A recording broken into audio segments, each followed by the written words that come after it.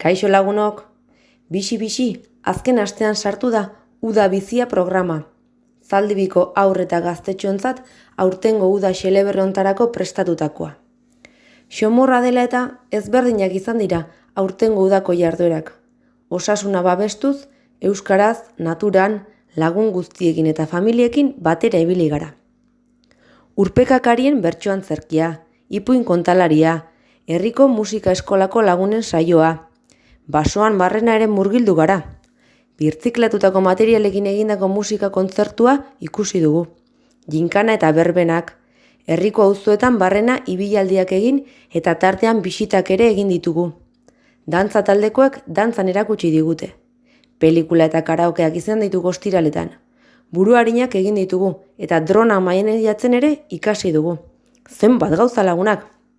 Eta ostiral honetan amaituko da Uda Bizia programa. Egun horretan, sorpresaz betetako amaiera emango diogu. Goizeko 11etan, Parke Botanikoan elkartuko gara denok. Eta Saharako errefuxiatuen kanpamenduetara bidaltzeko material bilketa egingo dugu aurrena. Ikusi, non dagoen Sahara. Eta ezagutu herri honen historia gure lagun Pirritx Porrotx eta Mari Mototxe kontatuta. Eta maika tramankulu hartuta, autobusez lehenik eta hegazkinez gero iritsi ginen Tindufera. Handik, Saharar errefuxiatuen kanpamentuetara joan ginen kamioiz. Beste 100 euskal voluntariorekin batera.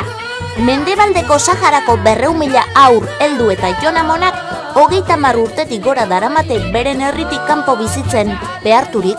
Izan ere, aldameneko beste herrialde boteretsuago batek, Marokok beren bizitokitik bota zituen eta bertako aberastasunez jabetu zen. Arrantza aberatsa, petrolioa, mineralak. Saharan bertan geratu ziren sahararrak zapalduta dauzka Marokok. Afrika! Bertako milioika biztanle, pobrezian eta gaixotasunez inguratuta bizi bada ere, kontinente oso ederra eta aberatsa da.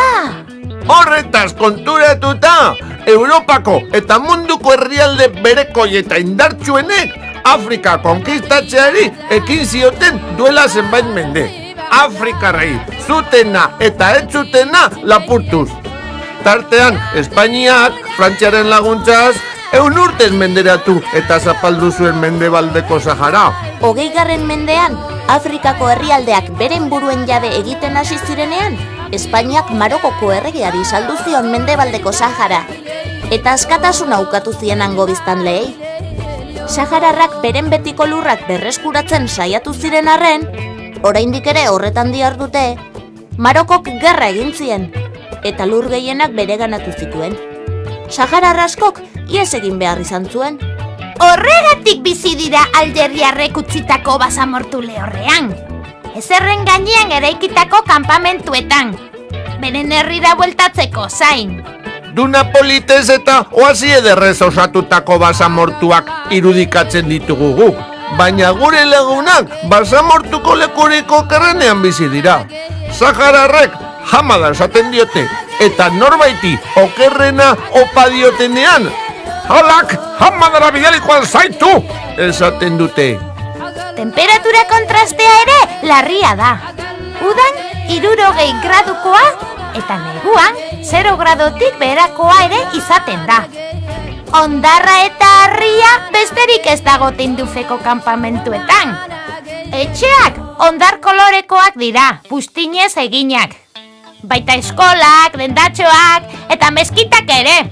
Ez dago baratzerik, hauntz gutxi batzuk eta gameluren bat edo beste. Jaten duten guztia nazioarteko elkartasunari esker jasotakoa da. Ura ere zisterna kamioietan ekartzen dute, eta tutu malguen bidez kaleetan dauden edukiontziak betetzen dituzte. Baldeetan eramaten dute ura etxeetara. Izan ere, etxean ez dute iturririk, ez dutxarik, ez gure etxetako moduko komunik ere. Lurrean egindako zuloak dira haien komunak. Eskola eta erietxeetan material gutxi dago, eta ez dute ia botikarik. Nazioarteko laguntza eskasten denean, gosearen eta gaixotasunen mamua agertzen da. Nola ukatu baina elkartasuna. Haien itsasoan arrantzatutako arrain goxoa jaten dugu guk. Eta guk bidalitako atun latak jaten dituzte haiek. Eta eskerrak latei. Emakumeak dira eguneroko bete beharren arduradunak. Eskola, etxea, jatorduak, osasuna... Gizonak frontean egoten dira, mugazain. Marokoren menpez dagoen lurralde askearen zaindari. Beste gizon asko berriz, kanpamenduetatik kanpo aritzen dira lanean, han espaitago lani. Emakumeek eta gizonek begirune handia diote elkarri, eta ez dago indarkeriarik haien artean. Aurrek jolasten eta kantatzen dute, gu bezalaxe, zoriontsu. Oso maitatua dira. سيدة ثلاثة عاقرها ثلاثة واحد يخدم بالسكين لا تخدم بالفارس شافت 12 urtera bitartekoek bertan dute eskola. Udako oporraldia Euskal Herrian eta beste herrialde askotan igarotzen dute. Freskotasunaren bila etortzen dira, enarak bezala.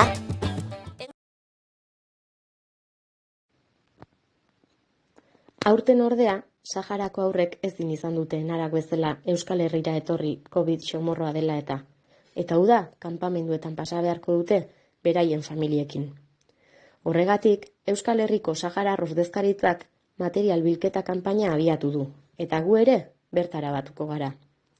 Ostiralean, ekarri parke botanikora erabiltzeko egoera honean dauden edo berriak diren eskolako materiala, margoak, arkatzak, kuadernoak, karpetak, motxilak, axotak, testulibururik ez, haur eta gaztetxoen kirola arropa eta oinetakoak, ohiko botikak, eskuak garbitzeko xaboia.